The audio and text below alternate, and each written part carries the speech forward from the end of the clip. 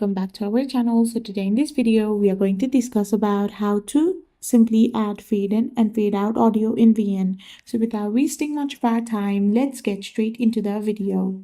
So if you want to add fade in and fade out audio in VN, all you gotta do is simply go to VN editor. Once you are in your VN video editor, you can simply select the audio clip. You can simply tap on the audio clip and then tap on the timeline. Now simply tap on the fade option or fade in or fade out option in the bottom toolbar.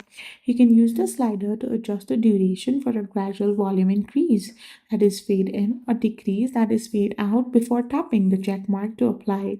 Now for a more precise control, you can use keyframes on the clip's opacity to manually set volume points for smooth transitions from silence to sound or vice versa. So this is how you can add fade in and fade out audio in VN. I hope you found this video helpful. So don't forget to hit that subscribe button and do give us a thumbs up. We will be back again with more informative videos. Thank you for watching and stay tuned for our next video.